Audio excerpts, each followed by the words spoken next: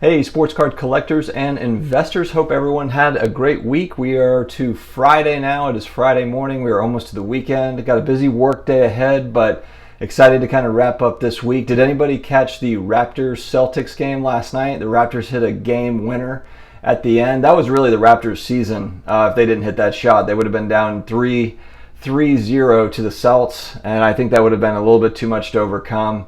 And now it's a series. It's 2-1. Celtics. I am kind of pulling for the Celtics only because the Raptors won it last year, so it'd be nice to kind of see a new team in there. Just because I'm kind of indifferent on the teams. I like both teams, but kind of pulling for the Celtics to advance. And interesting to see what's going on with the Heat and the Bucks. It's like, are the Bucks going to be able to overcome this? This is a huge test, and when you're looking at the Giannis legacy. He's a young guy. What is he, 25, 26? So it's not like everything rides on this season. But if they get bounced in this round, I think there's some serious questions as to, is he going to stay in Milwaukee? Is he going to go to another team where he's got some help around him? It'll be very, it's something to watch. It's something to watch. With a talent like Giannis, I know he's a loyal guy and wants to stay in Milwaukee, but they're going to have to give him another player that can really kind of be a difference maker down the stretch.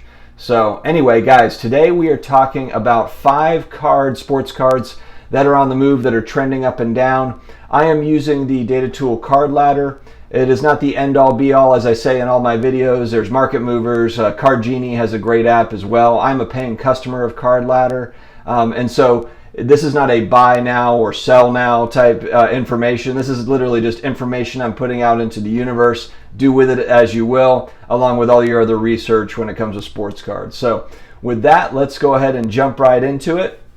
All right, the first card that I've got on the list, this one kind of surprised me a little bit just because we haven't heard a whole lot, unless I'm missing the news, haven't heard a lot on Jose Canseco recently, but his 86 Fleer Update rookie card in a PSA 10 has bounced out of nowhere, to some degree out of nowhere. It's up to $175 now as far as where the pricing is. And literally 10 days ago, this was a $51 card.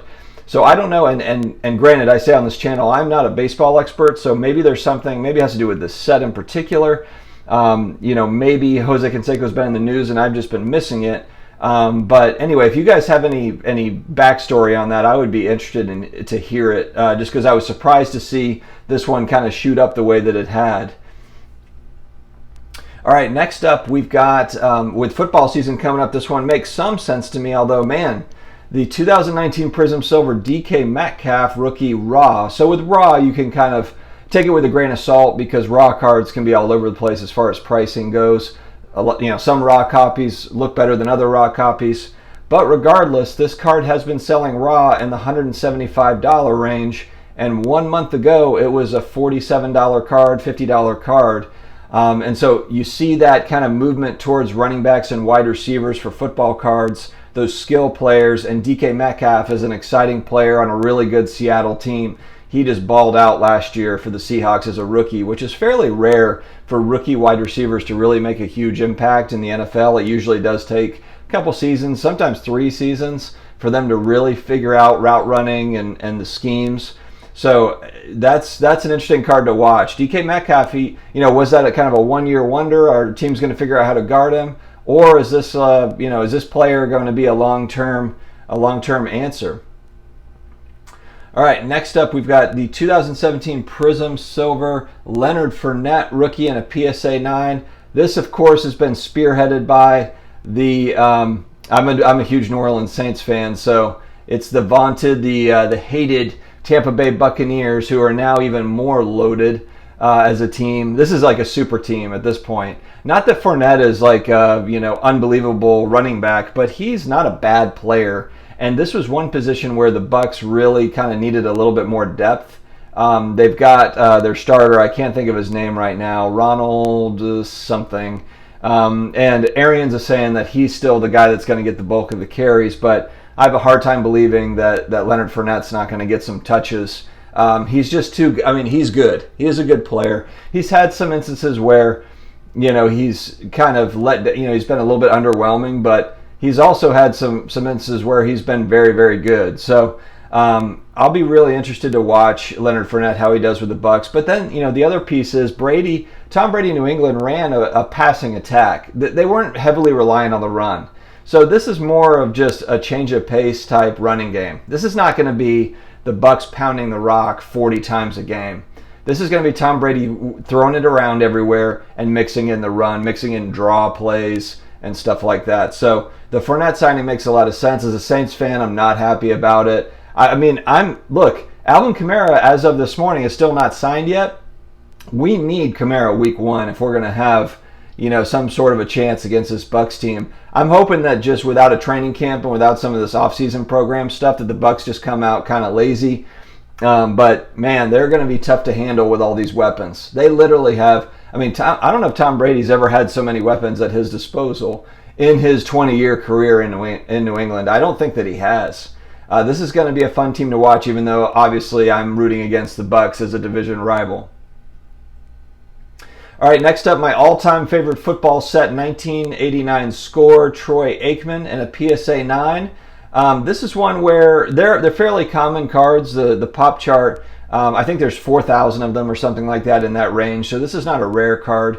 It's moved up. It was really a $30 or $40 card a month ago. It's now a $60 card, so not a gigantic bounce. But part of that, I think, is just because of they are common, that they are out there. There's a lot of raw copies out there that could be graded.